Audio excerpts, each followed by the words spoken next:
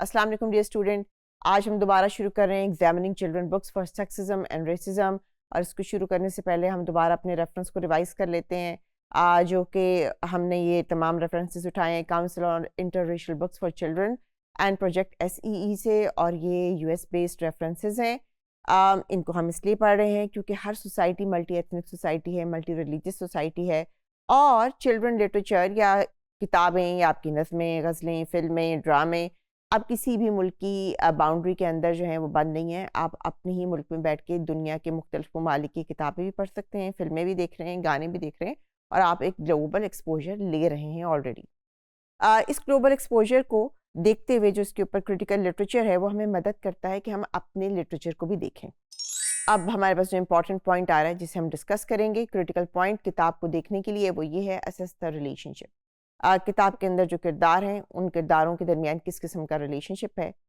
क्या हम ये दिखा रहे हैं कि वो लोग जो प्रिविलेज्ड होते हैं, जो अमीर होते हैं, जो ताकतवर होते हैं, क्या कहानी के अंदर उन्हीं के पास तमाम अथॉरिटी है, या वही हमेशा लीडर बनते हैं, या वही मेन डिसीजन ले रहे हैं, या उसके अंदर जो काउंटर करेक्टर्स हैं जो कि इतने ताकतवर नहीं हैं, जो करीब हैं या माइनॉरिटी हैं, क्या उनके पास भी कोई ताकत, लीडरशिप या डिसीजन मेकिंग पावर मौजूद है या नहीं। हम ये देखते हैं कि फैमिलीज़ की जो डायनामिक्स है उसको किस तरह पोर्ट्रे किया जा रहा है प्लॉट के अंदर, इलस्ट्रेशंस के अंदर। मिसाल के तौर पे अगर कहानी किसी गरीब घर की है जिसमें वालिद सरबराह नहीं है,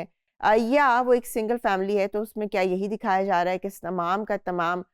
कमाने की ज़िम्मेदारी और काम की ज़िम्मेदारी और बच्चों को पालने की ज़िम्मेदारी सिर्फ माँ के ऊपर है, या ये दिखाया जा रहा है माइनॉरिटी घरानों में कि उन्हीं के घरों में ढेर सारे बच्चे होते हैं और अमीरों के घर में बच्चे कम होते हैं। यह दोनों जो जेंडर हैं, माँ और बाप, मर्द और औरत, फैमिली डायनामिक्स में दिखाया जा रहा है कि उनमें से एक ताकतवर है, एक कमज़ोर है, या दोनों नर्चरिंग है, दोनों लविंग हैं, दोनों केयरिंग है और वो काम मिलके कर रहे हैं। Take note the heroes. Heroes का ज़िक्र यहाँ इसलिए इम्पॉर्टेंट है कि हर कहानी में हम बुनियादी तौर पे अपने हीरोज़ को भी most of the time depict करते हैं जिनकी बहुत ही बड़ी कंट्रीब्यूशन होती है। अगर वो हीरोज़ माइनॉरिटी से हों और उन्होंने कोई फ्रीडम फाइट करी हो, या उन्होंने अपने जो मर्द और औरतें हैं उनकी कंट्रीब्यूशन दिखाई हो, और उस कंट्रीब्यूशन में वो कंट्रीब्यूशन ऐसी हो जिसमें उस वक़्त के अमीर तबके से या प्रिविलेज तबके से उन्होंने अपने हकूक़ लिए हों, तो उन हकूक़ को कैसे दिखाया जाता है,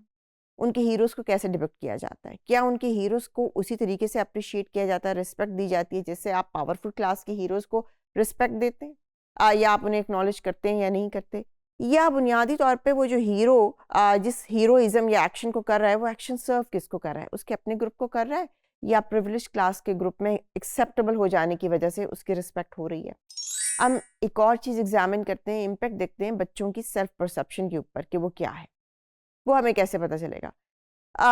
बच्चों का जो पोटेंशियल है अपने बारे में कि मैं कौन हूँ,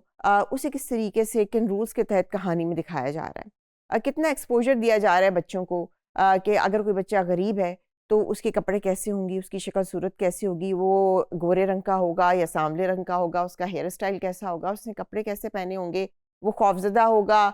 या किस किस्म के उसका फिजिकल पोर्ट्रे होगा, और किस किस्म की वो ज़बान इस्तेमाल करता होगा, उसकी मोरालिटी क्या होगी, उसकी ब्यूटी क्या होगी, या कहीं हम ये तमाम चीज़ें अमीर बच्चों से तो नहीं एसोसिएट कर देते। इसी तरीके से हमें कहानियों में गांव और शहर के बच्चों की डिपिक्शन भी मिल जाएगी और उनका भी हमें अंदाज़ा हो जाएगा।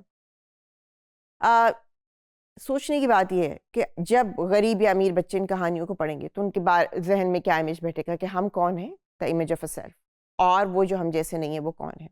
इसी तरीके से जब बच्चियां सिर्फ हीरोज़ में मेल हीरोज़ के ही किरदार पढ़ेंगी और उनको पता चलेगा कि फ़ीमेल तो हीरो होती ही नहीं, तो फिर उनका सेल्फ इमेज कैसे बनेगा। इसी तरीके से अगर बच्चियों को ये पता चलता रहे कहानियों के अंदर कि खूबसूरती और इंटेलिजेंस की अलामत यह है कि आपका रंग सफ़ेद होना चाहिए, आपके बाल बहुत खूबसूरत होने चाहिए, और आपकी फ़िज़िकल ब्यूटी जो है वो आपकी इंटेलिजेंस की, आपकी वैल्यू की बुनियादी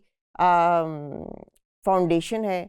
तो ये बच्चियाँ क्या सोचेंगी और ये किस तरीके से अपने इमेज के बारे में सोचेंगी। तो हम ये देखते हैं कि कहानियों में किस तरीके से मुख्तलिफ लोगों को प्रेजेंट किया गया है, क्योंकि वो लोग कोई और नहीं है, वो लोग आप हैं, वो लोग हम हैं, वो लोग हमारे बच्चे हैं, वो आपके बच्चे हैं। तो हमने ये देखना होता है कि ये रिप्रेजेंटेशन कैसे हो रही है, और यही हमने बच्चों को दिखाना है और समझाना है।